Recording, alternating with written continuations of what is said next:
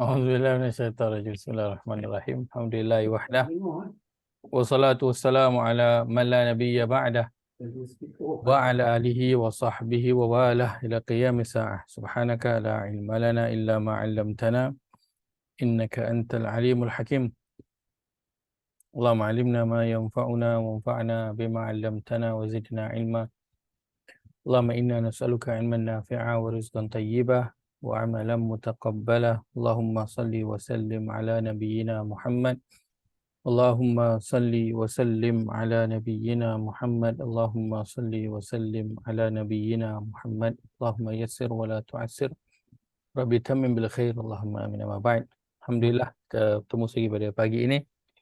Pagi Jumaat Mubarakah, dan Allah kurniakan kepada kita keberkatan dan doa daripada Nabi sallallahu alaihi wasallam, juga rahmat daripada Allah Azza wa Jalla dan para malaikat insya-Allah. Baik, pagi ini nak sambung perbincangan kita. Kita sebelum ini baru selesai melihat kepada fi'il rubai, mazid, kata kerja yang terdiri dari 4 huruf berserta dengan tambahan. So kita ada tambahan 1, 2 dan juga 3 huruf, dan kita dah lihat hanya beberapa perkataan sahaja yang digunakan dalam Al-Quran. So kita boleh fokus kepada perkataan itu sahaja. Dia tak banyak. So tak perlu bimbang lah. Kerana perkataan yang bermula dengan 4 huruf ni dia memang tak banyak dalam bahasa Arab. Dan Quran bawakan beberapa perkataan. Baik, selepas daripada itu kita nak kembali melihat kepada fi'il. Sebelum ini kita dah lihat fi'il daripada sudut bilangan huruf, dan yang ada tambahan 1, 2, 3 huruf dalam fi'il. Sekarang kita nak melihat kepada perubahan yang berlaku pada akhir fi'il. Perubahan yang berlaku pada akhir perkataan fi'il. Contoh kan, kita ada perkataan yaqra'u, contohnya kan, yaqra'u, yaqra'una kan. So yang akhir tu, baris akhir waw nun itu yang kita nak lihat sekarang ini. Dan perkara ini kita nak gabungkan dengan yang sebelum ini kita dah belajar tentang fi'il sahih dan juga mu'tal. Ingat tak? Ingat lagi tak? Sahih dan juga mu'tal. Ingat Ustaz, cuma apa benda tu tak. Itu bukan ingat Haji Sah, itu familiar, macam pernah dengar. Mudah aja, sahih dan mu'tal adalah sahih yang yang tidak diakhiri dengan alif waw ya. Mu'tal tu yang diakhiri dengan huruf illah, alif waw ya. Itu beza dia lah. Kan contoh perkataan ro'a contohnya kan. Ra hamzah, lepas tu ada alif maksurah. So dia berakhir dengan alif maksurah, itu adalah huruf illah. So kita panggil dia sebagai fi'il mu'tal. Fi'il yang ada huruf illah di dalamnya. Baik. So maklumat itu kita nak gabungkan sekarang pada pembelajaran ini untuk nak melihat perubahan yang berlaku pada akhir fi'il. Pada akhir fi'il. Kalau dalam nahu kan, inilah waktu yang kita belajar tentang nasab, kita belajar tentang jazam. Kan huruf-huruf yang mensukunkan baris akhir, huruf yang jadikan baris atas dan sebagainya. So ini bahagian dia. So kita bukan nak belajar tentang baris itu khusus, tapi kita nak belajar tentang huruf-huruf yang menjadikan perkara itu berlaku. Supaya nanti bila kita nak mencari fi'il, kita takkan terkeliru. Bila kita lihat tanda depan tu ada, belakang tak ada. Kan depan tu ada ya, tapi belakang baris depan tak ada. Depan tu ada ya, tapi waw nun kat belakang tak ada. Kan? So kita nak melihat tentang perkara itu hari ini insya-Allah. Dan mungkin kita tak pergi kepada terlampau detail ataupun lama sangat pada bahagian ini, kerana kita dah ada pengalaman sebelum ini yang saya yakin kita boleh dah kenal perkataan fi'il walaupun ada huruf ataupun baris yang berubah. Boleh? Baik. Perubahan baris dan huruf akhir.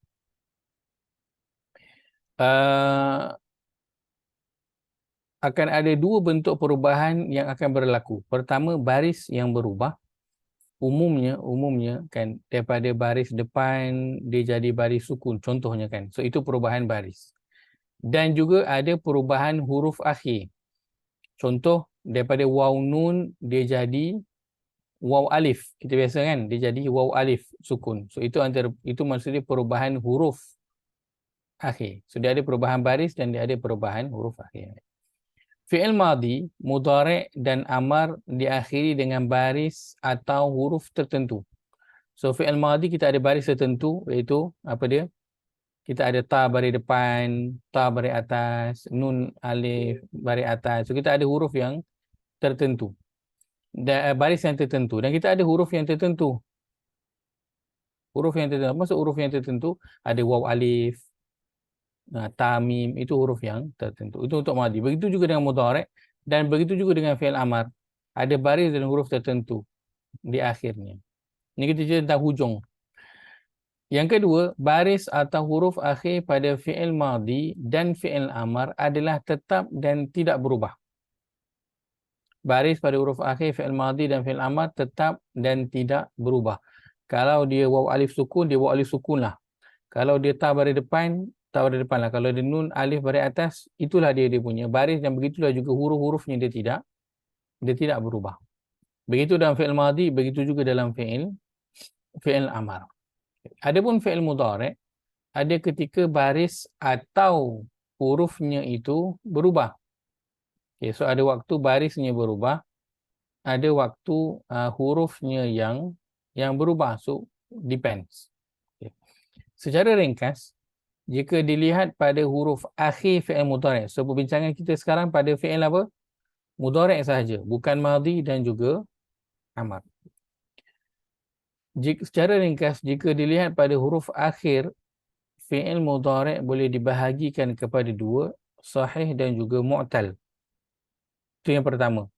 Kan fi'il mudhari' kalau kita ambil fi'il sahih dan juga mu'tal, kita letak pada fi'il mudhari' aja, dia ada sahih dan juga mu'tal. Itu yang pertama.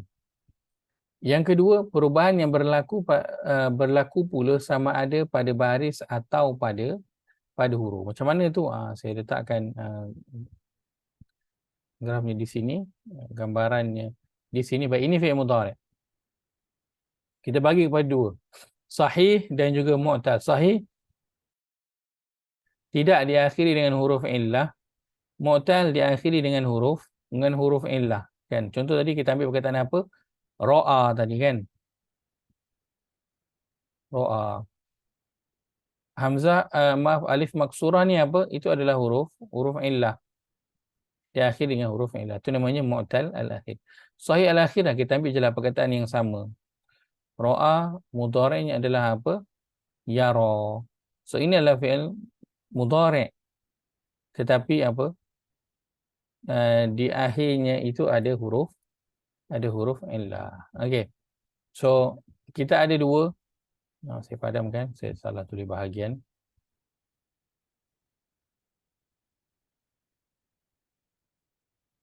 Kita ada ra'a, ini adalah yara. Ini fi'il mudhari'nya lah, ini madhi bukanlah. Okey, mudhari'. So ini mudhari'nya dalam bentuk mu'tal al-akhir.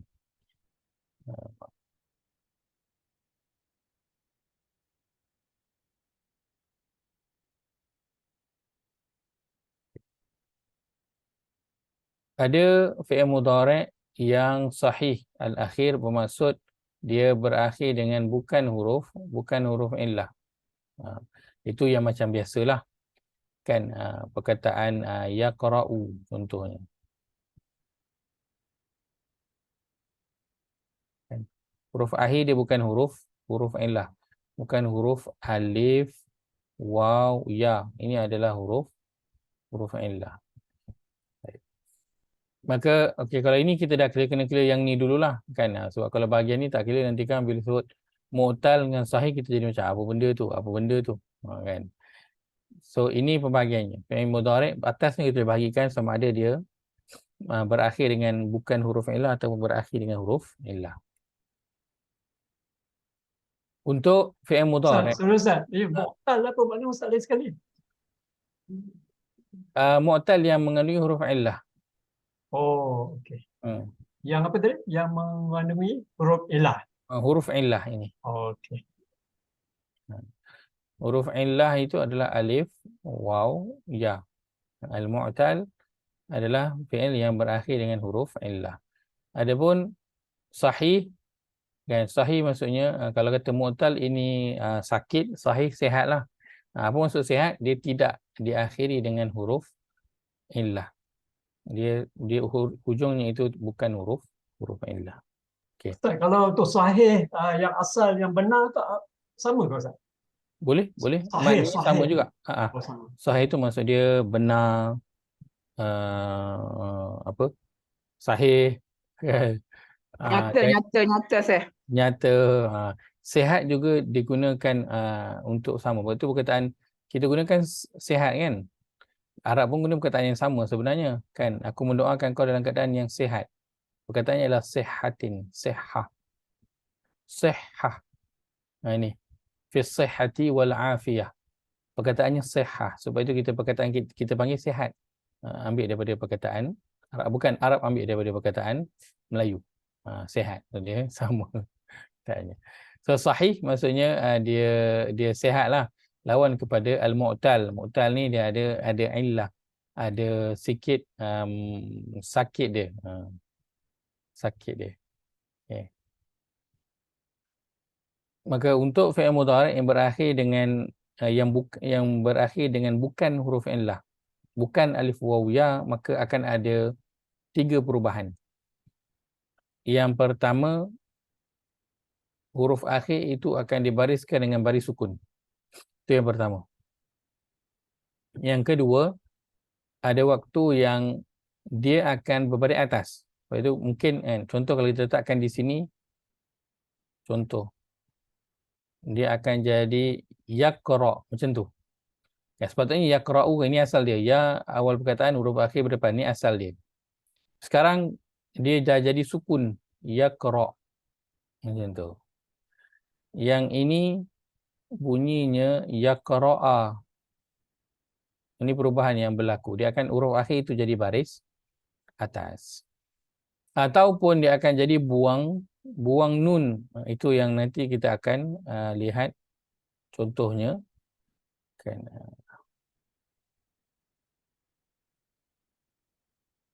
Sepatutnya ya di awal perkataan, waw nun baris atas akhir perkataan, tapi nun itu dibuang. So ini 3 bentuk perubahan yang akan berlaku. Sama ada dia baris sukun, dia baris atas, ataupun dia dibuang nun.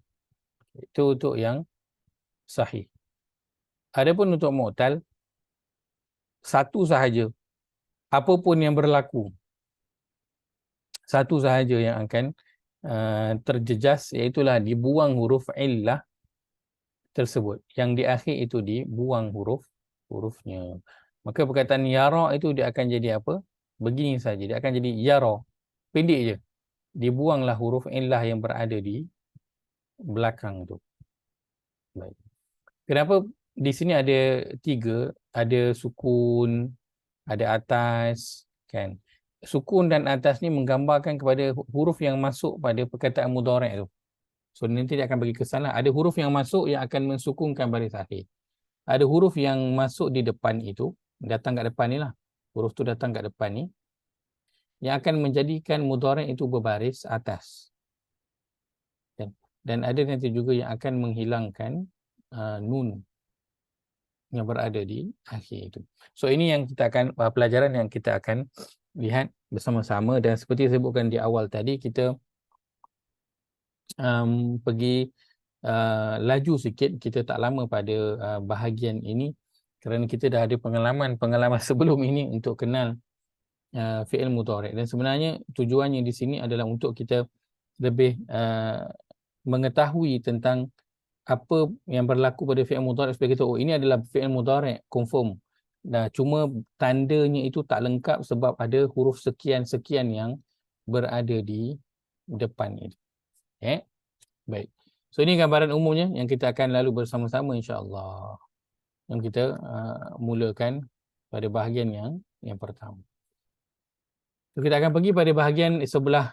Kalau lihat di skrin, kita akan pergi pada bahagian kanan dulu, iaitu sahih al-akhir dulu, yang berakhir dengan bukan huruf illah. Kita akan pergi bahagian kanan, kemudian kita akan pergi pada bahagian yang kiri. Pertama, fi'il mudhari' sahih al-akhir, iaitu huruf-huruf yang merubah baris akhir fi'il mudhari'. So ini adalah senarai 1, 2, 3, 4, 5, 6. Ada 6 huruf yang jika dia masuk pada fi'il mudhari', dia akan menjadikan baris akhir fi'il mudhari' itu sukun. Dia akan menjadikan baris akhir fi'il mudhari' itu sukun. Baik, perkataannya yang pertama lam, yang kedua lamma, yang ketiga lam suruhan. Lam yang menunjukkan kepada suruhan. Yang keempat la yang berbentuk larangan. Kerana la dia akan ada dua bentuk, satu la yang berbentuk penafian, satu lagi la yang berbentuk larangan. Kan? So di sini la itu adalah yang akan merubah kepada baris sukun adalah yang berbentuk larangan. Macam mana nak bezakan? Bezakan dengan makna. Kalau larangan dalam terjemahannya ada apa? Jangan. Dalam terjemahan ada perkataan jangan. Kalau penafian ada tidak ataupun bukan. Perkataan yang kelima in. Perkataan yang keenam ialah man. Baik. Jadi pada contoh yang pertama, perkataan lam. Ya, firman Allah, A'udzubillahi minasyaitanirrajim. A'anzartahum am lam tunzirhum la yu'minun. Yang lihat pada perkataan tunzirhum, saya besarkan sikit.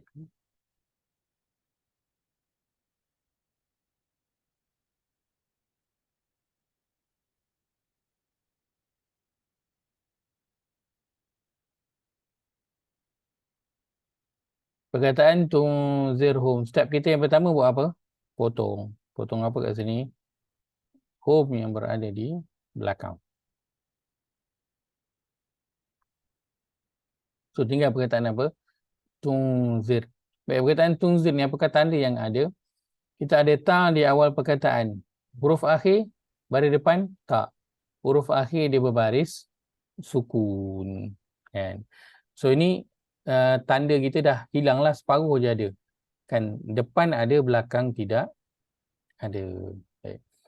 Dia berakhir dengan sukun dan kita tahu oh ada kemungkinan fi'il mudhari' itu dia akan berakhir dengan sukun bila ada certain huruf yang masuk di depannya dan di antara huruf tersebut ialah perkataan lam. So kita tengok kat depan tu ada perkataan lam, maka yang datang selepas itu ialah fi'il mudhari' dan kesannya kita boleh lihat ialah huruf akhir yang baris asalnya ialah depan telah berubah menjadi baris sukun. Okay. So nak kategorikan apa perkataan tunzir ini? Perkataan tunzir ini kategorinya tetap sama. Dia adalah fi'il mudhari'. Kategorinya tetap sama. Dan ada ta Ustaz ya. Ada tak? Itu yang saya sebutkan tadi tu. Kita dah ada pengalaman sebelum ini yang kita dah boleh start tengok pada huruf depan sahaja tanpa melihat kepada baris yang berada di belakang. Alam ta'lam anna Allah lahu mulkus samawati wal ard. Ustaz yang berubah tu makna kalau ikut dia nazara lah Ustaz ra atas, lepas tu bila mudhari' jadi sukun. Betul, betul. Asalnya nazara. Tunziru. Tunziru. Nazara. Kemudian dia jadi kalau Mudhari'. orangnya yunziru. Yunziru. Okay. Yunziru. Tapi kalau di sini ikut dia punya Domer. domer dia adalah tunziru lah. Sepatutnya dia adalah tunziru. Kan, ta di awal perkataan, huruf akhir berbaris depan. Itu tanda asal dia. Sekarang ni baris akhir itu yang berubah. Kenapa berubah? Kerana ada lam yang masuk di depan ni itu. Alam ta'lam anna Allah lahu mulkus samawati wal ard, perkataan ta'lam.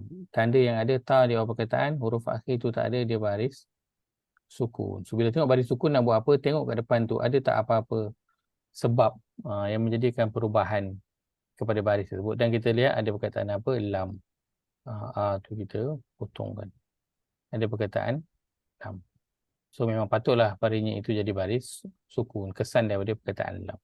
Tapi bila kita kategorikan perkataan ta'lam ini, kategorinya apa? Dia tetap sama. Dia tetap fi'il mudhari'. Baik. Walam yaj'al lahu iwajah. Awal surah Al-Kahfi. Perkataan yaj'al.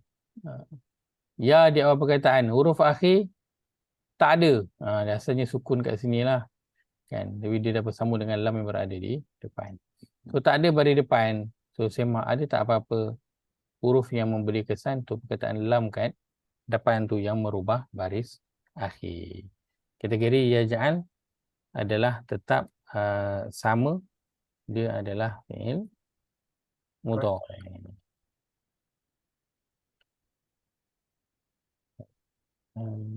Kalau terlihat okey. Untuk di awal ini saya tak sebutkan huruf itu apa. Maksudnya huruf kat depan tu adalah apa. Kerana huruf-huruf yang di depan itu juga ada dia punya kategorinya tu. Kan dia adalah huruf nafi ke, dia adalah huruf nahi ke. So dia ada dia punya kategorinya untuk huruf-huruf yang di depan tu. Cuma saya tak sebutkanlah kategorinya di awal ni. Saya tak sebutkan. Saya ambil dia adalah huruf yang mensukunkan huruf akhir fi'il mudhari'. Kan kalau dalam nahwu disebut sebagai huruf yang menjazamkan. Menjazamkan.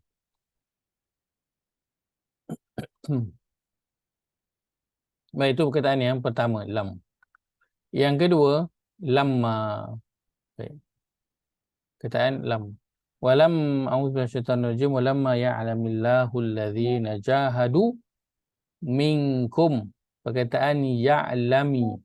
Dan asalnya ialah ya'lam. Sebentar. Sekejap. Tuan Fazrul mesej saya lagi. Okay.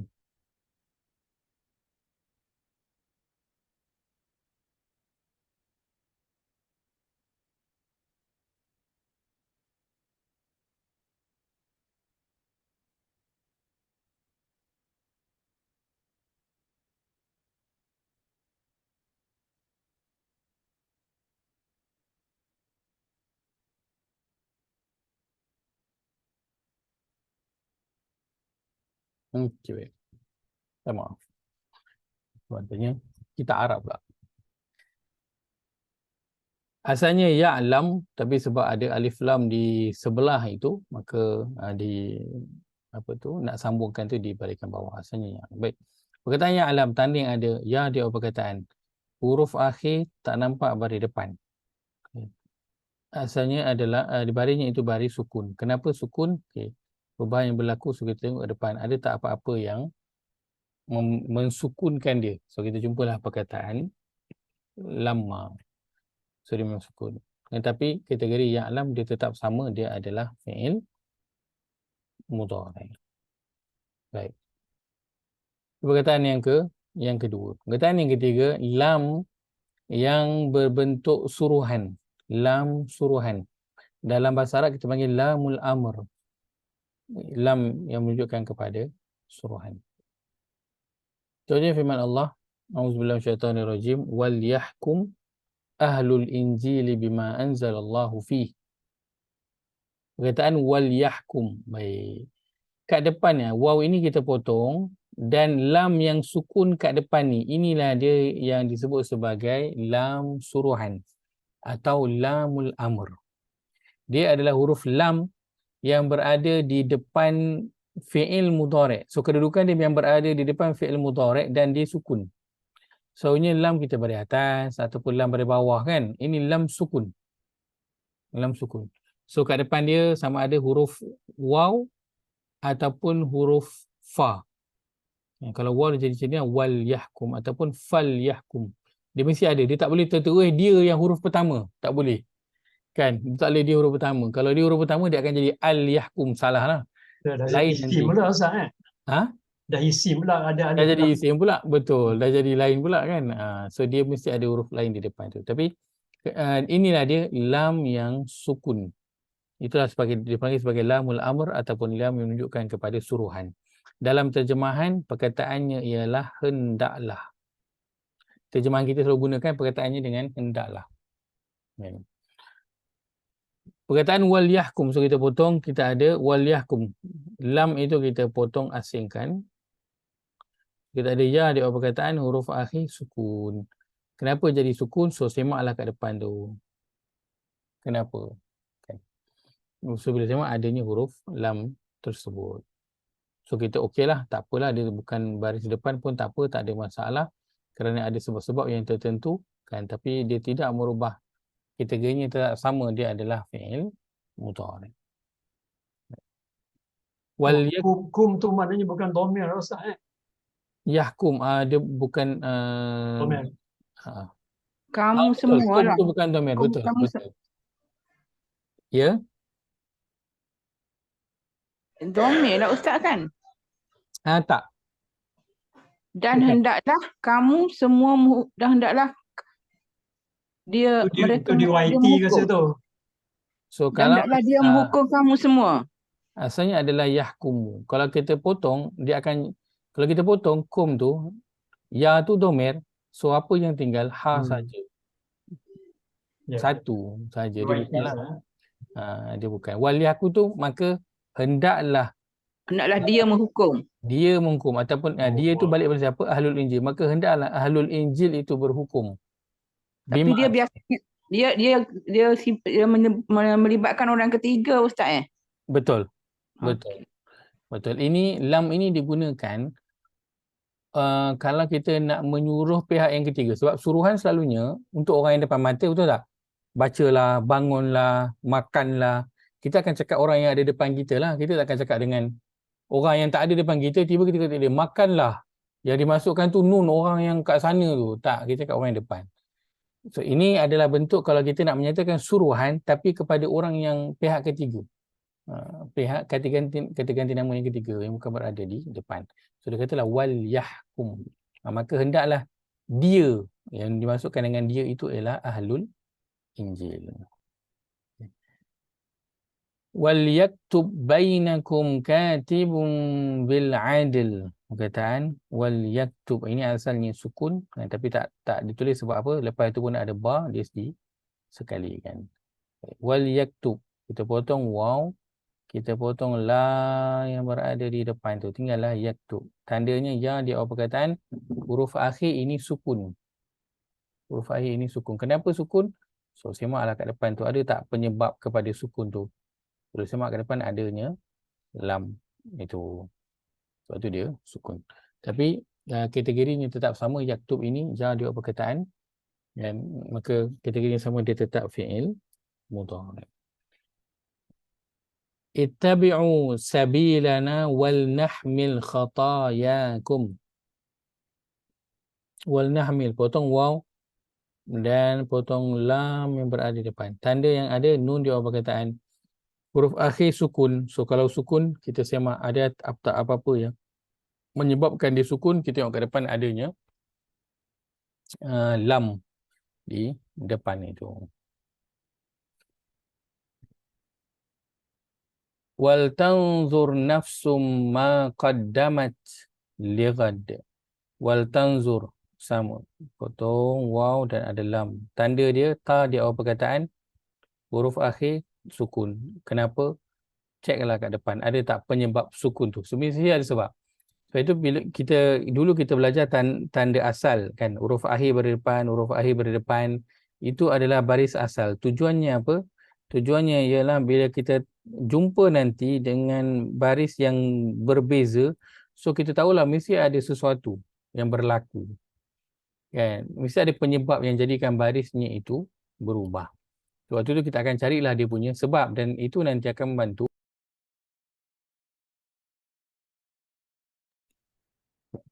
Kalau siapa yang nanti belajar Nahu, kan, belajar Nahu, so nanti akan membantulah. So, bila kita tahu baris tu berubah, so kita akan pergi ke depan cari apa yang jadikan dia sukun, apa yang jadi pada atas ataupun dibuang huruf ni nanti. Baik. Dan nanti pada bahagian tadabbur juga, itu nanti ke depan bila kita melihat kepada huruf-huruf di depan itu yang memberi kesan kepada fi'il mudhari' itu sendiri. Baik, kita pergi kepada yang keempat, iaitu la yang an-nahi, la larangan. Dalam terjemahannya selalunya digunakan perkataan janganlah. Janganlah. Firman Allah surah Al-Baqarah ayat 286, A'udzubillahi minasyaitonir rajim, Rabbana la tu'akhidna in nasina aw akhtana. Rabbana wa la tahmil alaina. Perkataan tu'akhidna. Baik. Ini kena berhati-hati. Kerana kalau kita tak ada kemahiran ini, maka kita akan lihat apakah tanda yang ada. Kita ada nun akhir perkataan, nun alif akhir perkataan Nanti sebelum kita kata sukun. madi nanti. So kita akan kata dia adalah fi'il madi. Betul ke salah? Salah. Kan? Kenapa? Kerana ini bukan tanda dia. Tanda dia adalah ta di awal perkataan dan huruf akhir ini adalah baris depan. Kan? Dan sepatutnya ia itu dipotong. Diasingkan. So kenapa baris akhir ni sukun? Ada sebab dia. So pergi ke depan tu tengoklah adalah. So ini juga akan membantu untuk nanti kita akan jumpa dalam Quran bentuk-bentuk yang beginilah yang mungkin sedikit mengelirukan kita. Sedikit mengelirukan. Nanti bimbang kita akan tersalah letakkan kategorinya. So bila salah kategori, dia akan pergi kepada salah tadabbur. So salah tadabbur tu yang kita bimbang tu. Kan, sebab itu nak supaya tadabbur itu tak salah, kategori itu kena betul. Dan inilah antara perkara yang kita perlu beri perhatian supaya tak tersalah letakkan kategori. Kita bukanlah nak kategorikan perkataan tu kerana saja-sajalah nak kategorikan perkataan, tak. Disebabkan tujuan kita nak tadabbur, so kalau salah kategori perkataan, salahlah nanti poin tadabbur kita. La tu'akhidna, so ini adalah fi'il mudhari'. Dia bukan fi'il madi. Okay. Terjemahannya, wahai Tuhan kami, la tu'akhidna, janganlah engkau menyeksa kami. So janganlah engkau menyeksa kami. So nah ni kena potong, kita asingkan dia. Di belakang itu wala tahmil alaina isran. Tahmil, ta di awal perkataan huruf akhir sukun. Kenapa sukun? Mesti ada sesuatu. So pi tengok kat depan tu ada apa? Ada, kita jumpa perkataan la. Okey, tak peliklah huruf akhir itu disukunkan, tapi kategori perkataannya tetap sama, dia adalah fi'il mudhari'. Wala tattabi' ahwa'ahum. Perkataan tattabi', ta di awal perkataan huruf akhir berdepan. Kenapa sukun pula kat akhir ni? Tengok kat depan tu ada tak? Oh, ada penyebab dia. So, tak pelik dia itu berubah baris. Tapi kategorinya tetap sama. Dia adalah fi'il mudhari'. Innama nahnu fitnatun fala takfur. Atas ni wala tattabi', dan janganlah kamu mengikut hawa nafsu mereka. So ada apa? Janganlah. Ini yang bentuk larangan. Sini fala takfur. Takfur ta di perkataan huruf akhir berbaris depan. Maaf, huruf akhir baris sukun. Kenapa sukun? Tengoklah ada tak penyebabnya. Ada kat situ perkataan lah. Sesungguhnya tidak lain, kami ini adalah fitnah, ujian. Fala takfur, maka janganlah engkau. Untuk apa? Larangan. Janganlah. Fa in syahidu fala tashhad ma'ahum. perkataan tashhad, ta di awal perkataan, huruf akhir berbaris depan. Maaf, di sini bukan baris depan, huruf akhirnya itu baris sukun. Nah, dia bagi kita kerja lebih pula kan. Patutnya senang baris depannya. Tiba-tiba saya malah ada apa-apa ke sebab dia? Oh, jumpalah kat depan tu perkataan la depan. Jadikan disukun tapi tak merubah kategori tashhad, dia tetap fi'il mudhari. Ustaz nak tanya sikit boleh? Silakan.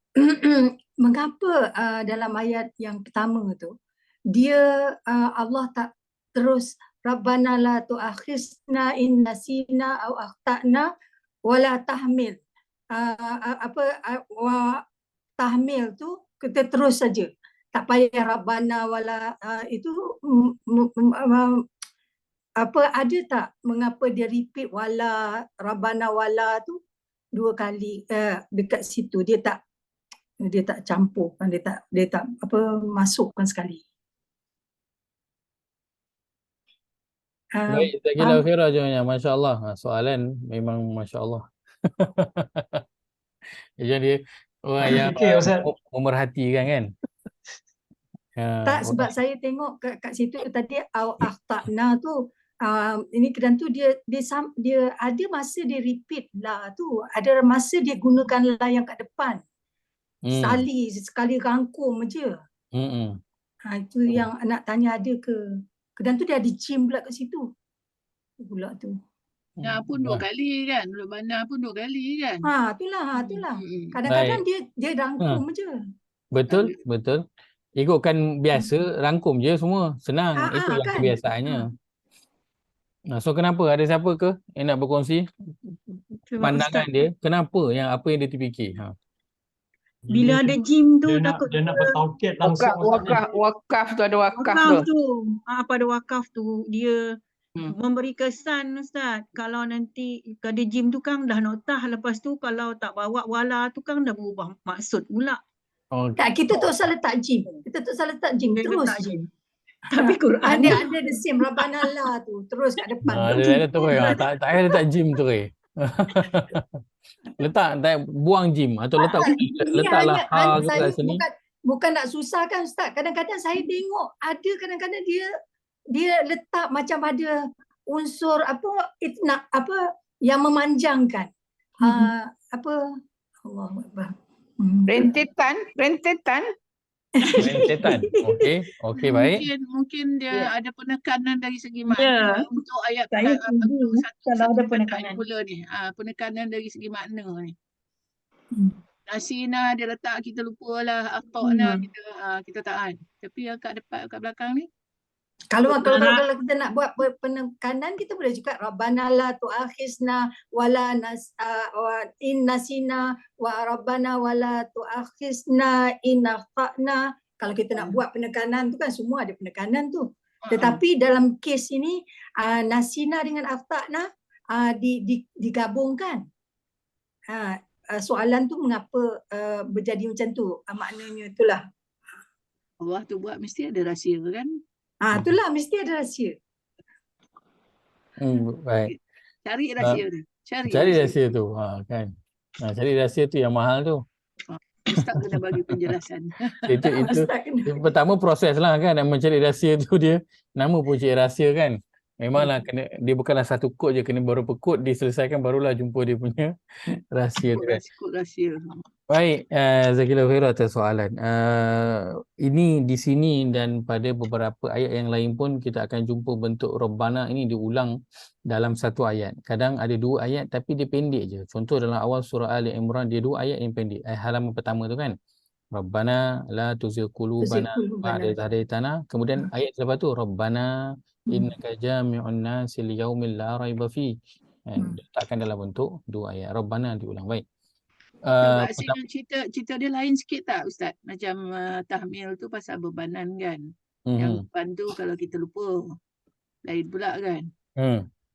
Itu antara. So pertama tauhid. Yang kedua nak highlight kepada perkara yang berbeza. Dan itu poin yang saya nak sebutkan. Kerana kalau kita sekalikan boleh je ia itu difahami. Tapi contoh kalau saya sebutkan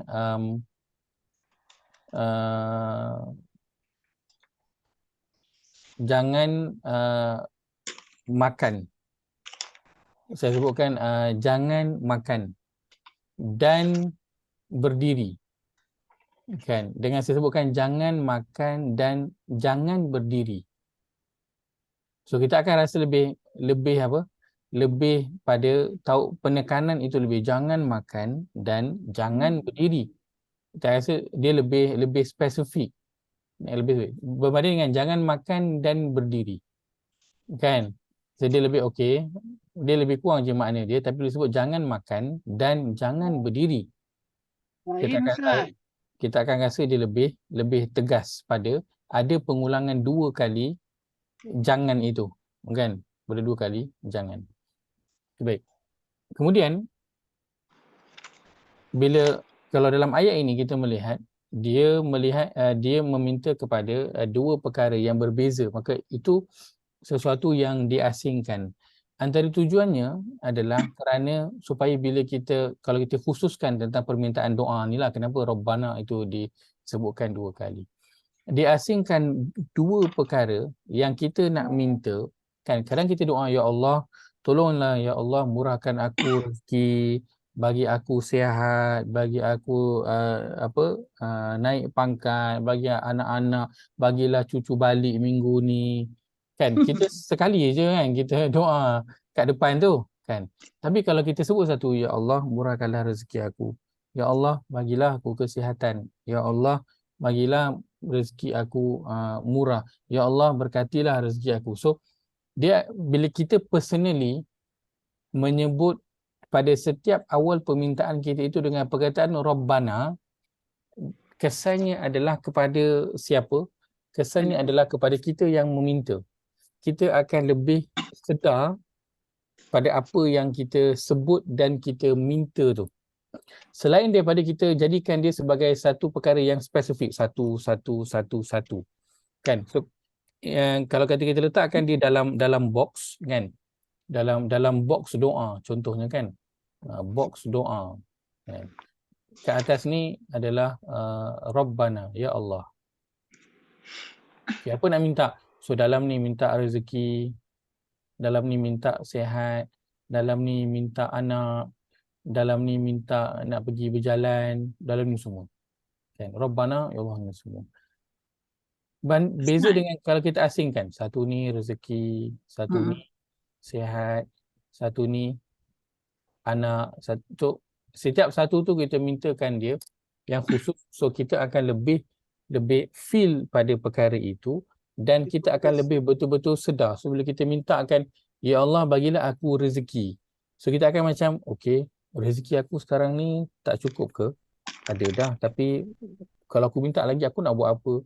So dia akan buatkan kita lebih realize pada apa yang kita sebutkan itu.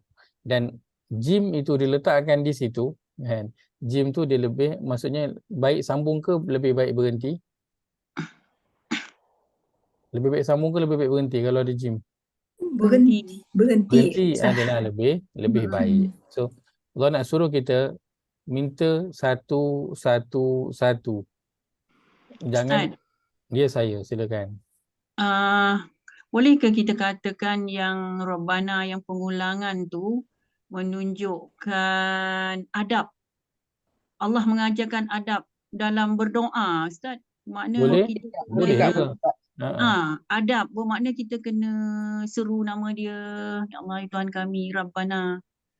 Ustaz adab. Betul. Adab makna Allah mengajar hamba-Nya supaya beradab bila berdoa. Boleh.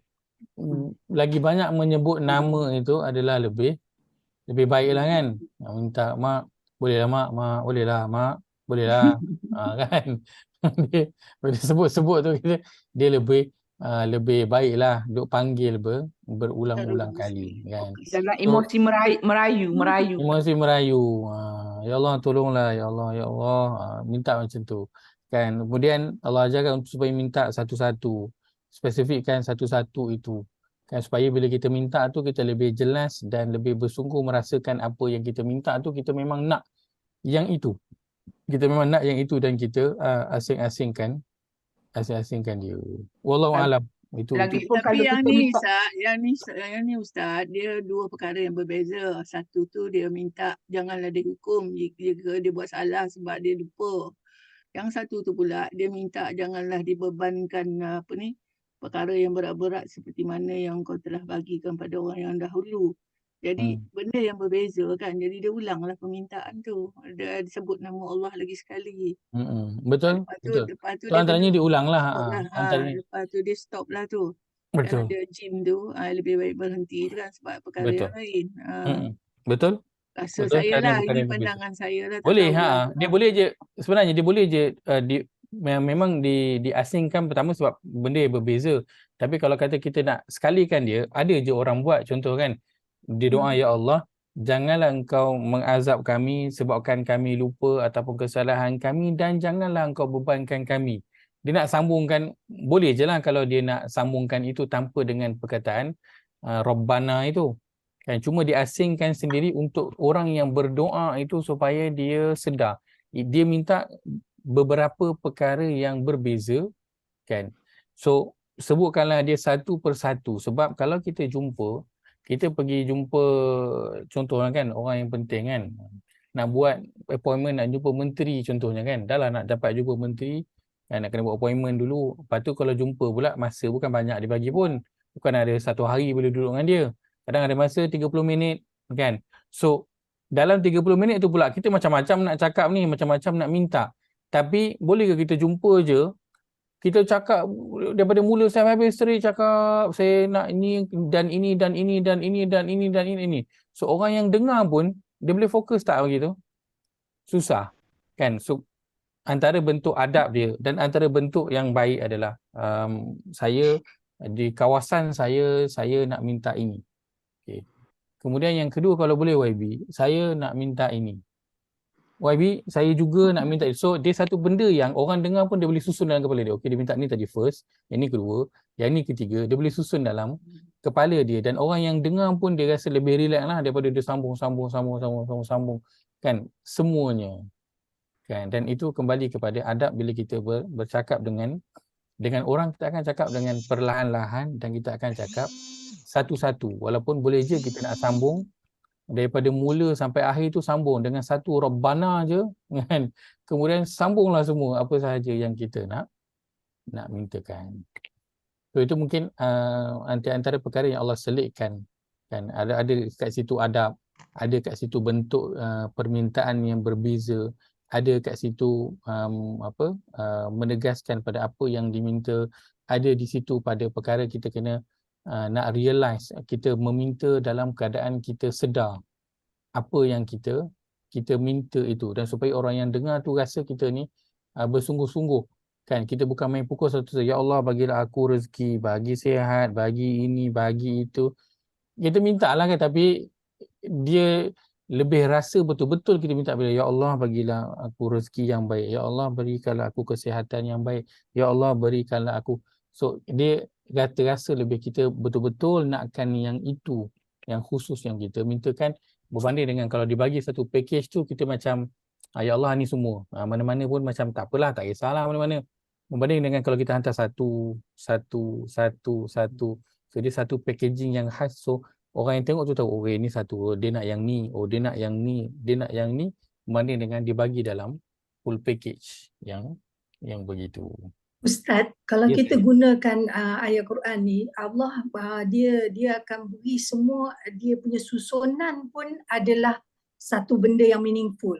Maknanya kalau kita tengok dalam doa ni, Allah mengajar kita ataupun Allah memberi katakan yang kita selalu buat, kita selalu lupa dan kita selalu buat salah. Jadi maka dalam doa kita dulukan yang ini, yang selalu kita buat salah, jadi kita mintakan dia.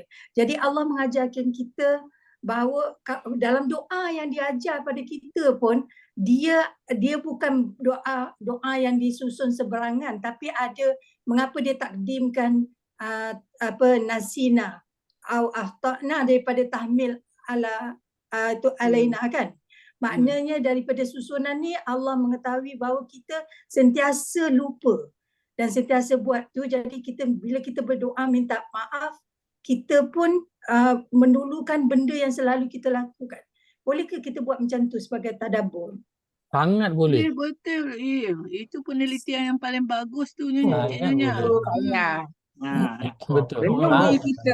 Renung diri kita ni macam mana. Kenapa dia dulukan tu pun ada maknanya. Ada maksud. Betul. Ada Betul. maksud dia. Sangat boleh. Kerana Itulah itulah caranya kan Ustaz. Tadabbur betul. cara dia macam tu lah. Kenapa? Betul. Itu di antara kaedah dalam mentadabbur Tadabbur. Al-Quran. Lihat kepada susunan Susunan perkataan, ayat, susunan ulangan, perkataan, pengulangan, itu semua diambil choice tu, kira. nasina tu. Betul. So Ada perkataan lain kan? betul. So dalam apa yang Allah bagi tahu, dia bukan saja Allah nak bagi tahu, tapi itu perkara yang Allah nak nyatakan. Contoh macam bila Allah bertanya, kan, afala ta'qilun, maka adakah mengapa kamu tidak menggunakan akal? So Allah macam bertanya, tapi sebenarnya Allah nak bagi tahu, tolong guna akal untuk fikir apa yang tadi aku sebut kat depan tu. So, itu bentuk suruhan tapi dinyatakan dalam bentuk soalan. So di sini Allah menyatakan doa, kan, orang-orang yang dulu, tetapi Allah nak bagi tahu, kan, inilah yang apa tu, didahulukan dulu bila nak meminta, bahawa sedar yang Allah ini dia bukannya nak menghukum sesuka hati dia, kan, kerana dia tahu pada diri kita adanya lupa dan juga salah, kan. So lupa untuk benda yang kita memang tak boleh nak buat apa, kan, dan salah itu juga ada memang bahagian kita. So bila dalam meminta, kita kena mengakui yang kita ada salah. Kadang orang minta hanya macam saya minta maaf, kan. Berbeza dengan saya tahu saya salah, saya minta maaf. Dan dia terasa lebih bermakna, dan orang yang sebut tu pun dia tahu, okey, memang aku salah dah. Dan dia mengakui, dihilangkan rasa kesombongan dia dan sebagainya. So memang betul sangat tepat dan sangat baik, dan pada susunan Quran itu diambil begitu. So bila nak doa, so bila dalam berdoa, first kali nak ambil daripada mana? Ambil daripada Quran. Yang kedua, ambil daripada hadis Nabi SAW. Dan bila diambil daripada Quran dan juga hadis, itulah di susunan yang kita nak ambil. Jangan ubah susunan dan jangan tukar perkataan, kerana tidak ada susunan dan perkataan yang lebih baik berbanding dengan apa yang Al-Quran dah guna dan juga As-Sunnah dah guna. Boleh, sebab tu kadang-kadang kan, contoh doa-doa dalam Quran kadang simple, kan, tapi itulah kalau orang yang mungkin dia tidak ada kefahaman tentang contoh tadabbur contohnya, kan, maka dia tak nampak mahalnya doa daripada Allah tu. Contoh doa yang Nabi suka, Rabbana atina fid dunya hasanah wa fil akhirati hasanah. Ya Allah, berikanlah kepada kami kebaikan di dunia dan berilah kepada kami kebaikan di akhirat. Bunyinya simple je, kan. Kalau baca tu tak adalah sampai berlinangan air mata teras, simple je doa tu, kan. Sebab tu ada orang yang suka dengan doa-doa yang diberikan oleh orang-orang lain, kan, yang mana bila baca doa tu terasalah macam diri ni bersalah, dosa, boleh nak menangis dan sebagainya. So dia akhirnya mendahulukan doa-doa daripada orang dan mengkemudiankan doa daripada Allah dan juga Nabi SAW. Kenapa? Dia tak nampak value. Kerana value pada doa itu bukan hanya pada apa yang diminta, tetapi pada apa? Pada siapa yang memberikan doa tu. Itu value yang mahal. Value yang mahal, datang doa tu daripada Allah, datang doa tu daripada Nabi. Dan apa pun lafaz yang digunakan, walaupun lafaz itu simple, ringkas, tapi itulah yang terbaik kerana value-nya datang daripada Allah dan juga Nabi SAW. Saya nak tambah sikit kat sini. Allah pilih perkataan nasina ni sebab dia nak suruh kita sadar diri. Nasina tu dah maknanya sendiri by itself is pelupa, kan, lupa, kan. Jadi bila kita berdoa, kita kena beritahu yang kita ni lupa, kita selalu buat kesalahan, tu satu. Lepas tu kita mengakulah, kita sadar diri lah, kan. Kita merendah diri lah, tawaduk lah sekali, kan. Tu masa tu, kan. And then yang untuk yang kebelakangan tu, yang bawah tu, apa yang dah diberikan kepada umat-umat yang terdahulu tu, nak menunjukkan Allah tu Maha Pengasih, Maha Penyayang. Orang yang dulu-dulu pun dia bagi, kalau dia buat baik, dia dah bagi dulu. Jadi tu kita, dia nak suruh kita appreciate dan pasti, dan kita percayalah kan yang dia akan tetap membaginya. Dan kalau kita buat jahat pun dia akan bagi balasan macamnya. Dia akan repeat balik kan yang terdahulu, umat yang terdahulu. Jadi kita berdoa pun kita kena bila kita minta kebaikan tu kan, kita kata minta seperti apa yang Engkau telah anugerahkan pada umat-umat yang terdahulu, ataupun kita kata yang Engkau bagi kepada golongan Ansar dan Muhajirin kan, banyak benda-benda yang elok dia bagi kepada mereka kan. Macam tu. Tu nampaklah daripada situ kan, dia banyaklah makna dia selagi makna tersirat dekat situ. Yang tersirat dan tersurat dia lain kan. Betul, insya-Allah. Kan. Setiap ayat tu bila kita perkara-perkara begini kan, kita mula realize bila kita duduk dan bersabar pada setiap ayat. Apalah Kan? tak lama. Kalau kita tak duduk dan bersabar dengan ayat tu, kita takkan nampak perkara-perkara yang seperti yang kita dah sebutkan kan tentang ayat ni. Maksud bersabar tu apa? Bersabar untuk merenung perkataan yang digunakan, susunan yang digunakan, fikir, dan inilah 1 jam yang terbaik yang Allah suka kita spend pada pagi ini dengan kita melihat satu potongan doa daripada Al-Quran, hingga kita lepas ini bila kita sebut Rabbana la tu'akhidna in nasina au akhtana, kita akan lebih realize pada apa yang kita sebut tu, lebih sebut tu dalam keadaan yang sedar, dan kita sedar apa yang kita sedang minta daripada Allah Azza wa Jalla. Masya-Allah. Dan saya sebenarnya suka sebab bila ramai-ramai kita akan dapat macam-macam input kan. Seronok, orang ni sebut kita terfikir yang ni, orang ni sebut kita terfikir yang Masya-Allah. Ustaz, Ya, Ustaz saya. ada cakap tadi berkenaan dengan kalau apa dalam Quran doa tu kita ikut doa, tapi kadang-kadang benda tu untuk mufrad, untuk seorang. Tapi kalau kita dengan family kata kita nak doa, macam mana Ustaz tu, kita nak stick to the original ataupun macam mana? Apa dia punya consideration? Baik, soalan yang baik. Okay. Rabbana dengan ni, tukar ni kepada So nak. untuk doa yang guna nak banyak dalam Quran, tapi ada doa yang guna ni yang untuk aku je kan. Contoh antaranya doa Nabi Ibrahim AS dalam penghujung surah Taha kan. Rabbi ja'alni muqimas salah. Ya Allah, jadikanlah aku orang yang mendirikan solat. Kan aku je kan. So kalau imam doa, dia je lah dapat, kita aminkan untuk dia kan. So macam mana, adakah nak stick to the original perkataan ataupun kita nak tukar kepada na. Baik. So mana yang guna na dalam Quran, kita maintain na, sama ada kita baca seorang ataupun kita baca ramai. Kan kita baca Rabbana atina fid dunya hasanah, walaupun seorang kita baca lepas solat tu, kita maintain Rabbana atina, kami ramai. Adapun yang menggunakan aku dalam Quran dan kita baca ketika mana kita beramai, maka kita tukarlah kepada na. Tukar kepada na. Kalau kita seorang-seorang kita maintain aku, kalau ramai kita tukarlah kepada na. So lafaz itu diubah tak apa. Bukan kita ubah perkataan ataupun susunan, tapi kita ubah domir itu sebab ikut kesesuaian tempat ataupun keadaan. Itu sahaja. So daripada Rabbi ja'alni tukarlah jadi Rabbi ja'alna. Ustaz, kalau kita seorang-seorang, kalau kita doakan untuk keluarga kita sekali, boleh kan Ustaz? Boleh. Boleh. Allahumma ajirni tu buatlah. Allahumma ajirna. Walaupun kita solat seorang, walaupun kita solat seorang, boleh kan? Boleh. Allahumma ajirna aje. Boleh. Boleh, tapi yang terbaik kita stick kepada lafaz yang asal. Contoh, bila kita solat seorang kan, kita doa seorang, kita kata Allahumma ja'alni, kita ambil lafaz tu daripada Quran, Allah jadikanlah aku, dan seterusnya kan. Tapi kalau kata kita nak tukar na dengan niatkan kepada ahli keluarga, boleh, tidak ada masalah. Dan katakan juga kita minta Allahumma ja'alni, ya Allah jadikanlah aku.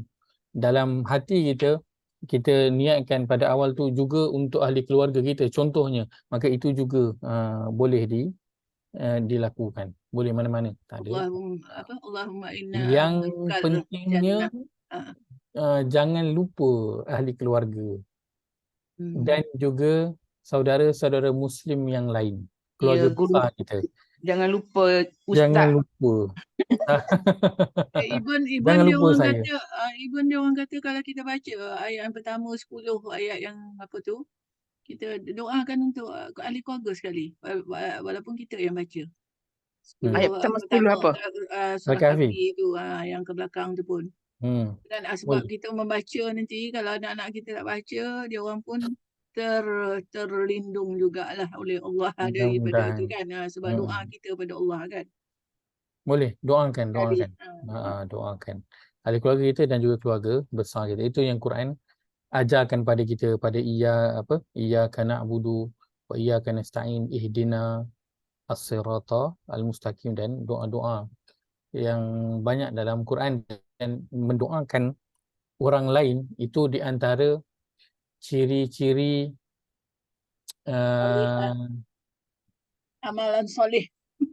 ciri orang soleh, ciri ahli syurga, dan itu di antara cara kita nak jadi, kalau tak sebaris tapi rapat dengan muhajirin dan juga ansar. Itu Allah sebutkan pada surah yang ke-50, surah ke-59 atau surah yang ke-60 kan, walladzina ja'u min ba'dihim, dan orang-orang yang datang selepas daripada mereka, iaitulah golongan muhajirin, yang datang selepas daripada golongan muhajirin dan juga golongan ansar. Sudah surah Ataupun sudah Hasyar Ustaz. Surah Al-Hasyr, surah ke-59. Hasyar. Surah Fatihah pun boleh Ustaz. Yang Fatihah an'am boleh. tu alaikum. Ja'u sabaquna bil iman. Okey. Kita belajar. Ini adalah Allah tengah bercerita tentang sebelum tu Allah cerita tentang wallazina tabawwada, tentang golongan muhajirin dan juga ansar, yang mereka, Allah kata mereka itulah orang-orang yang muflihun, orang-orang yang berjaya, iaitu orang yang masuk syurga lah kan. Kita nak jadi muhajirin dan ansar tak boleh, tapi Allah kata pada ayat ke-10 ni boleh.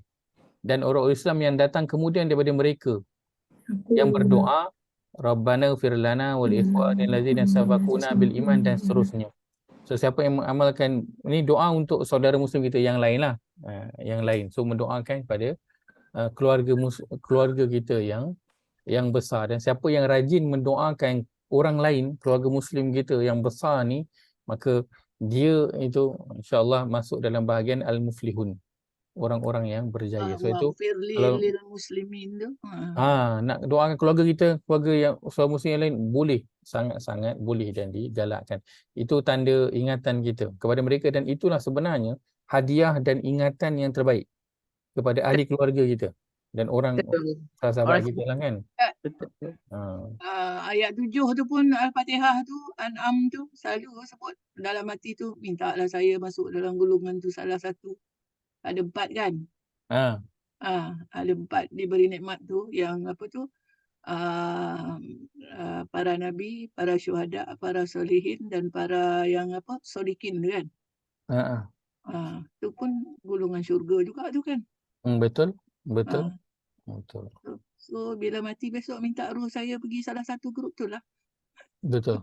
Dapat salah satu. Doa bila baca Fatihah, doa yang tu boleh lah sambil mati minta. Ya, boleh. Boleh ke sambil baca Fatihah tu kejap doa? Boleh, tak ada masalah. Boleh. Itu yang dilakukan oleh Nabi Zakaria alaihi salam. Dan Allah memakbulkan doa dia waktu dia sedang berdiri solat tu, tak habis solat lagi. Dia berdoa dalam solat dia tu. Waktu dia doa, waktu tu juga kan, Allah kata wa huwa qa'imun yusalli fil mihrab. Dalam keadaan dia sedang berdiri solat di mihrab dia. Waktu tu Allah makbulkan annallahu yubashshiruka bi Yahya. Allah beri khabar gembira dengan Yahya.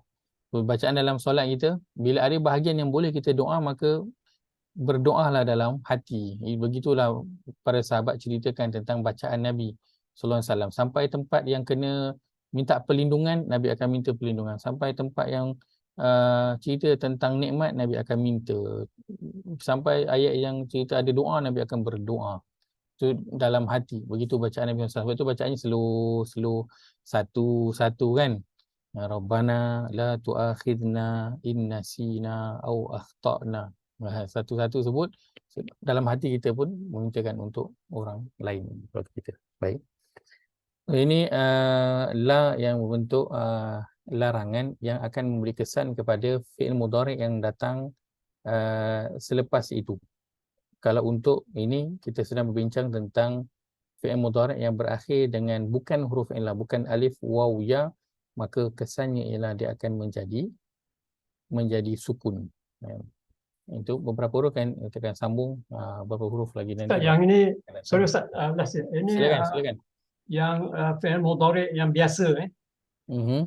Kalau ada kadang-kadang mudhari' yang tak biasa, yang tak ikut pattern tu, iaitu Ustaz tak touch dulu lah. Contoh? Tak tahu lah Ustaz, tapi yang saya belajar lah, ada fi'il mudhari' yang tak biasa, yang bukan biasa, pattern biasa macam tu. Dia la juga. Okey. Okey. Apa? Maksudnya depan dia la juga. Ya, sebelumnya la jugalah. Okey, tapi mudhari'nya tu tak ikut pattern. Tengok pattern. Allah. Okey, apa-apa pun mudhari' janji huruf akhirnya itu. Oh, la. Huruf akhirnya itu sahih ataupun mu'tal. Dia pattern apa pun. Fi'il mudhari' sama ada dia sulasi, rubai, dia +1, +2, +3. Asalkan pertama dia adalah fi'il mudhari', so yang kita nak tengok adalah huruf akhir dia. Okey. Huruf akhir dia. Kalau huruf akhir dia dua, sama ada dia sahih ataupun mu'tal. Kalau sahih, itulah kesan dia sama kesan dia. Kalau mu'tal, kesan dia pun adalah sama. Walaupun bentuknya tu berbeza. Silakan. Ustaz, kenapa lah tak digandingkan dengan fi'il madi? Sebab madi dah sudah, tak ada larangan benda yang dah sudah. Betul. Betul. Nampak sambil tengok tadi, padalah tak digandingkan dengan fi'il madi. Ya. Dia digandingkan dengan fi'il mudhari' sahaja. So kalau kita jumpa la dan ada fi'il madi, maka itu bukan la larangan lah. Itu la yang lain lah. Apalah. Ada la lain Ustaz daripada la Lampai. Nanti kita akan jumpa la, tetapi la yang digabungkan dengan tidak ada kan dengan isim. La gabungkan dengan isim ada. Okey. La gabung dengan fi'il mudhari' ada, la nanti gabung dengan isim ada. La yang akan selepas itu adalah isim. Apa dia antara la yang selepasnya isim? La ta'lamu. Itu fi'il. Bukan. Itu mudhari' tu. Itu La khaufun. la khaufun. Oh, la khaufun. La ilaha illallah. So itu la yang selepasnya isim. La raiba fi. Okey, lisensi, la nafi lisensi. So la nafi al-jins. So la yang datang selepasnya. Lazi. Ada walal ladzi.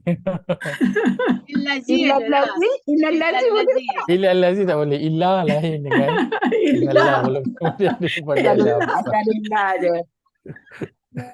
Baik, itu saya kongsikan pada pagi ini ada manfaat daripada ambil jazakumullah khairan pada soalan-soalan yang ditanya. Saya sangat hargai soalan-soalan yang ditanya dan bertanyalah soalan. Bukan kerana saya suka nak menjawab, bukan, tapi kerana saya suka soalan. Kalau soalan tu buatkan kita berfikir dan kadang kita perasan perkara yang kita tak perasan. Dan bila kita mula menyebut benda-benda yang kita dah biasa, dia akan buatkan kita lebih sedar tentang perkara itu, dan itulah perkara yang Quran ajarkan, suruh sebut nikmat-nikmat yang kita dah ada. Kalau hari ini kita duduk sekejap dan kita cakap, jom kita berbincang tentang nikmat memandang. So setiap hari kita akan realize betapa besarnya nikmat mata yang Allah bagi pada kita, hingga kita akan rasakan, kalau ini je yang diberi pun dah cukup banyak dah nikmat yang diberikan. So dia kena apa? Dia kena sebut. Dan kalau nak rasa dengan lebih mendalam, kesan kita menyebut nikmat, cuba kita jumpa isteri ke, jumpa anak-anak, kita cakap terima kasih yang, terima kasih Alung ke adik, kita sebut kenapa kita berterima kasih kat dia. Waktu tu kita akan sedar besarnya dia tu dalam hidup kita. Terima kasih yang sebab selalu macam ni. Terima kasih abang sebab selalu ni. So itu namanya menyebut nikmat yang kita sedar tapi macam tak sedar. Kan? Bila sebut, kita akan betul-betul realise itu perkara yang besar dalam kehidupan kita. Qulu qawli Satu hadza wa lagi. astaghfirullah. Ustaz, saya nak tanya ni satu ni Ustaz. Saya Tanya. tentang pasangan masing-masing ke tentang Tak, anak ke? tak, dia Bukan, lain, bukan lain, saya. lain. Saya nak tanya satu. Saya dulu ya, saya senang aja. Ustaz, Hmm. lupa tu, Allah bagi kita lupa tu, nikmat juga Ustaz. Sebab kalau kita tak lupa, kita ingat, kita buat benda-benda yang kita salah, kita tak dimaafkan. Kalau lupa, dimaafkan. Betul, Itu betul, nikmat juga tu. betul. Dia Lupa pun satu nikmat, betul. kalau Kadang orang marah lupa kan. Kenapa boleh lupa? Itu je saya tanya. itu je. Sebab itu nikmat sebenarnya. Betul, betul. Kita Lupa terlepas juga pandang. satu. Kalau kita diberi pilihan nak lupa ke nak ingat, orang selalu pilih nak ingat. Orang tak nak lupa. Tapi orang tak salah, lupa tu adalah satu nikmat yang besar pada kita. Masya-Allah. Barakallahu fiik. Silakan Haji Sas. Saya dah check dah. Harap Haji Zainal sihat. Kita je Ustaz seperti Haji Zainal ada ke? Tak ada. Haji Zainal tak ada. Selalu terlepas. Khair insya-Allah. Itulah. Cik Donya nak tanya kot. Silakan. Tak ada. Saya nak tanya sikit tapi dia bukan Arab Ustaz. Sebab Okey. Ustaz ni nak tanya. Kalau Tanya orang tu juga, dia ya. kalau dia tu dia orang lupa kan Ustaz kan. Sebab suami saya sekarang dalam dementia kan. Jadi dia tidak ada mukallaf pada atas dia kan. Pada masa bila? Kadang-kadang dia ingat, kadang-kadang dia tak ingat. Jadi masa kita tak tahu macam mana. Jadi macam kadang-kadang kita tertanya sama ada dia apa, saya tak tahu macam mana sebab benda ni new bagi diri saya pun masih tengah belajar pasal ni. Jadi bila kita dapat orang yang macam ni, kadang-kadang kita sebagai isteri, bila dia tak sedar, dia cakap benda dan tu mungkin dia mengguris kita. Jadi kalau kita tak tahu macam mana kita nak buat, kita nak menjawab ke ataupun bila kita tahu, maknanya bila kita dah kadang-kadang kita tahu kita diduga dengan Allah, tapi kadang-kadang kita manusia juga Ustaz. Tapi dia kita tak tahu, kita nak minta maaf dia tak ingat pun dia cakap dengan kita yang menyentuh kita. Kita nak minta maaf macam mana? Kita minta maaf juga Ustaz. Kalau masa kita. Baik, soalan yang menarik. Baik, pertama dia daripada sudut orang yang lupa. So orang yang dia lupa memang waktu tu dia rufi al-aqlam. Nabi sebutkan dia tidak dinilai. Malaikat tak tulis waktu dia lupa tu. So apa yang dia cakap dan apa yang dia buat ketika mana dia lupa itu tidak dikira. Walaupun dia cakap itu mengguris perasaan orang, dia cakap benda yang tak elok, tapi dalam keadaan dia lupa. Maksudnya dia tak sedar ketika mengucapkan perkara itu. So dia dua perkara. Satu, orang yang dia waktu dia cakap tu dia sedar, kemudian lupa. Dengan orang waktu dia ucapkan tu dia dalam keadaan tak sedar, dia tak sedar. Itu berbeza. Kalau dia cakap waktu dia cakap tu dalam keadaan dia sedar, dia tahu, maka itu dikira dosa pahala lah. Kan? Dia cakap di waktu tu dia tahu dia cakap benda tu, cuma lepas tu dia lupa. Ada. So hukuman itu adalah pada ketika mana dia tengah cakap. Kalau waktu dia cakap tu dia tahu, dia sedar, so di situ dosa pahala dia. Dan adapun dia lupa selepas tu, itu lain cerita lah. Itu adalah cerita yang lain. Awal tu dah dikira dah. Tapi kalau dia waktu dia cakap tu dia memang tak sedar, dia mamai bercakap, maka itu tidak dikira.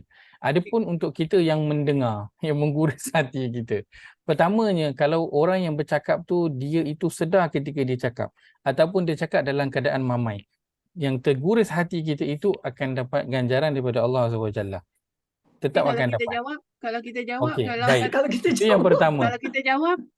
Tapi sebagai kita jawab dosa dah kita. Kena pastikan yang dia masa dia cakap tu dia lupa. Tak benar kan? Ni orang yang apa? Nyanyuk ni susah dia ni. ingat ke lupa. Nyanyuk ni. Aduh. So kita ini Haji Sas, trik suami-suami je Saiz. Selalunya kan buat-buat mengigau dalam tidur kan kutuk bini. Nak cakap waktu sedar takut. Sambil Dah buat mengigau. bagi tahu macam ni tak apalah ni dah. Ustaz dah bagi tahu tak apa.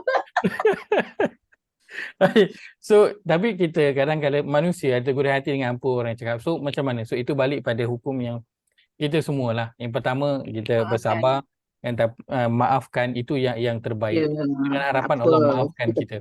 Kalau kita menjawab kembali, maksudnya kalau kita persoalkan kenapa cakap kat saya macam tu. So itu adalah kita sedang berbincang supaya orang tu sedar yang dia cakap tu tak patut dia cakap.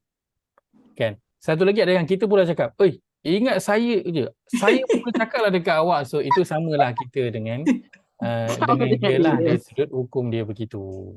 Wallahu. Macam Nyonya, bukan kita ketawa apa, kita ketawa diri sendiri pasal dah terjadi. Ya, sebab kita dengan mak mertua kita pun macam tu. Itulah.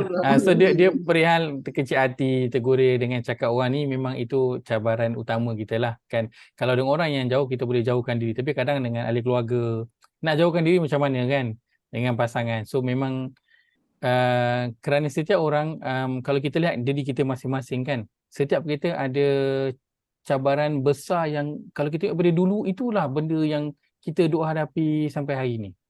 Ada orang yang dia daripada dulu dia memang diuji daripada sudut emosi, dari sudut perasaan. So dalam naik turun kehidupan dia, itulah dia pergi sini jumpa orang yang bercakap macam tu. Dia jumpa pergi sini orang, so dia banyak bahagian ujian dia bahagian perasaan. Ada orang yang ujiannya bahagian duit, ada orang ujiannya bahagian wanita ataupun lelaki. So setiap kita ada ujian kita yang besar masing-masing yang Allah berikan yang berulang-ulang. Itulah dia. So kalau kita perasan kita diuji banyak pada bahagian itu, maka itulah bahagian paling besar ganjaran nanti yang Allah akan berikan. Dan bahagian perasaan ini bahagian yang paling besar sekali ganjarannya nanti yang Allah Besar ganjaran kalau kita lulus Ustaz. Tapi kalau kita lulus. Betul. Sebab tu dalam Al-Insan Allah terangkan pasal emosi tu. Itulah, tapi dia susah. Setentu perkara yang sangat-sangat susah. Betul. Saya personally Ustaz buat tak ingat juga ke tengah tidur. Bukan saya ingat, cuma saya mengetahui ada keluarga dalam keluarga terdekat saya lah. Cabarannya tu sama. Kadang-kadang kan bila pergi ziarah tu macam-macam cerita lah. Dia kata kadang pakcik ni kan kadang kita minta tolong je kan. Macam sekali baru ni saya ada pergi ziarah kan, ceritalah minta tolong angkat kat almari kan, minta tolong call orang angkat kat almari ni kan, sama ada nak bagi orang ke atau angkat letak kat depan lah, kat tempat sampah. Lepas tu tiba-tiba pakcik tu kata, orang tu tak ada lah, janganlah kacau orang tu. Tiba-tiba dia marah kan. Lepas tu kalau kau tak nak call tak apalah kan. Makcik tu pun masuk dalam bilik, pakai baju, pakai tudung, dia pun nak angkatlah sendiri kan. Sebab dia tengah nak bergambar, dia angkatlah sendiri. Suami dia tengok bila dia bersiap tu tanya nak ke mana. Dia pun katalah nak angkatlah almari ni. Lepas tu dia kata, ni nak melawan lah ni. Ego, sombong. Saya ni suami tau. Tiba-tiba je keluar macam tu. Dia pun macam nak cakap apa. Tiba-tiba dia macam tu.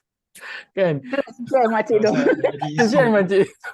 Dan itulah cabaran untuk dia. Dan tengok dia duit ada, anak okey, rumah ada, hutang tak ada, tapi cabarannya dia adalah pada suami dia. So itu cabaran dia, dan cabaran yang paling besar dan susah lah. Ujian untuk dia. Tapi itulah kan, kita nak buat macam mana kan, masing-masing. Sebab tu kalau kita tengok orang lain, dia ni macam tu pun tak boleh nak handle, kita betul. Sebab itu kita tak boleh nak kecilkan ujian ataupun masalah orang lain, tak boleh. Sebab benda tu kecil pada kita, tapi pada dia benda tu besar.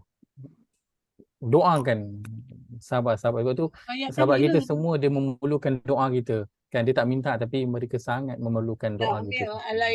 Tahmil alaina. Baik, jazakallahu khairan, barakallahu fiik.